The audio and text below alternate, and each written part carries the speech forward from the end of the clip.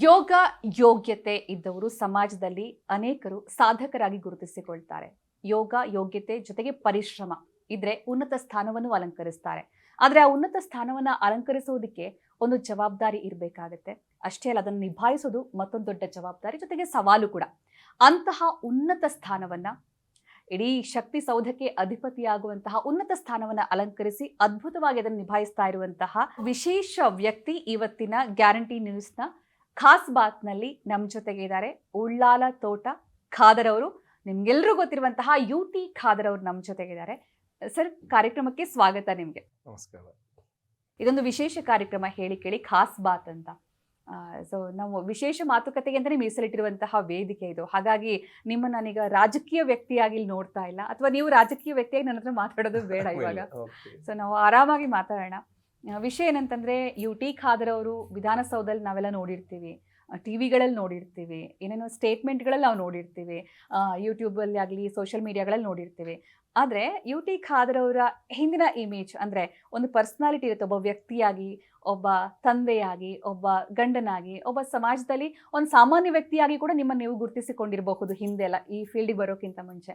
So ಆ UT Khader ಅವರು ಹೇಗಿದ್ರು, ಹೇಗಿರ್ತಾರೆ ಅನ್ನೋದು ಒಂದು ಕುತೂಹಲ ಇರುತ್ತೆ ಸಾಮಾನ್ಯ ಜನರಿಗೆ. ಅದನ್ನು ಅವ್ನು ತಿಳಿಸಿಕೊಡುವ ಒಂದು ಪ್ರಯತ್ನ ಈ ಒಂದು ವಿಶೇಷ ಕಾರ್ಯಕ್ರಮ.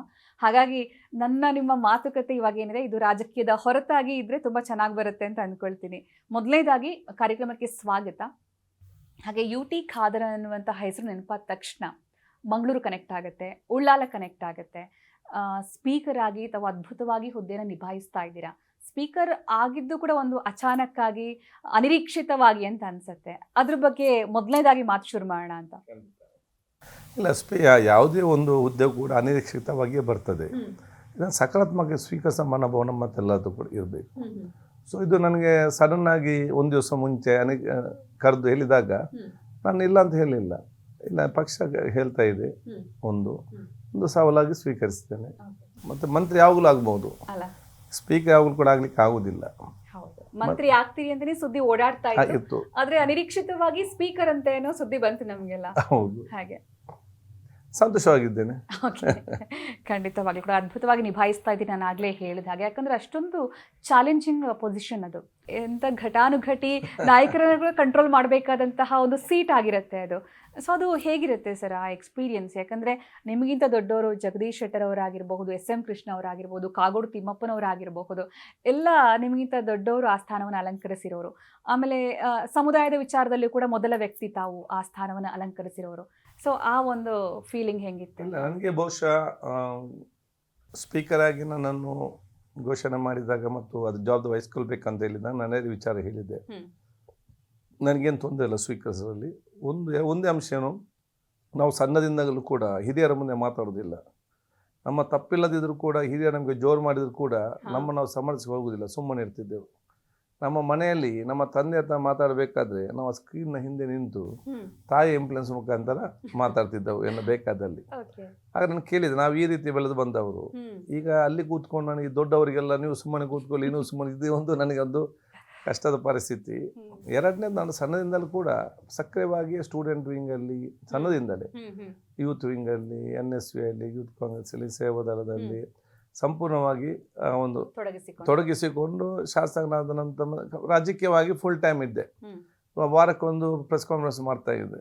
ಇದಕ್ಕೆ ಆ ಒಂದು ಕಡಿವಾಣ ಆಗ್ತದೆ ಎಂಬ ಒಂದು ಬೇಸರ ಇತ್ತು.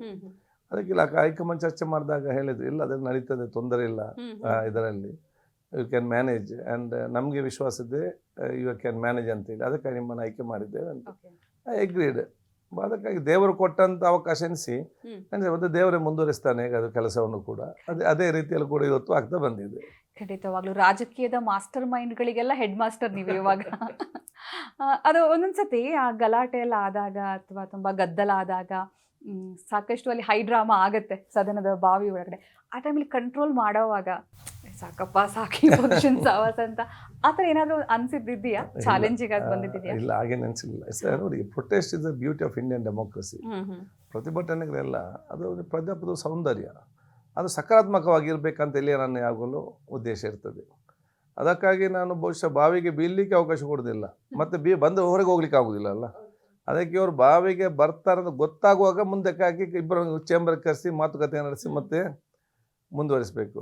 ಒಮ್ಮೆ ಏನಾದ್ರು ಅವ್ರು ಬಂದು ಬಿಟ್ಟರೆ ಅಲ್ಲಿ ಅದು ಡೆಡ್ ಲಾಕ್ ಆಗ್ತದೆ.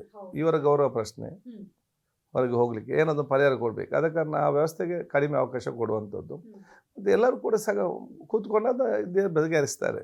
ಮತ್ತು ಯಾವುದೇ ಪ್ರತಿಭಟನೆ ಇಲ್ಲದಿದ್ದರೆ ನೀವು ಮಾಧ್ಯಮದಲ್ಲಿ ಕೂಡ ಭಾಳ ಸಪ್ಪೆ ಸಪ್ಪೆ ಅಂತ ಹೇಳಿ ಏನು ಸಸ್ಯನಿನ ಸಪ್ಪೆ ಏನು ಪ್ರಯೋಜನ ಅಂತ ಅವ್ರು ಹೇಳ್ತಾರೆ ಅಲ್ವಾ? ಆದ್ರೆ ನ್ಯೂಸ್ ಕ್ರಿಯೇಟ್ ಆಗೋದೇ ಅಲ್ಲಿಂದಲೇ. ನಿಜ.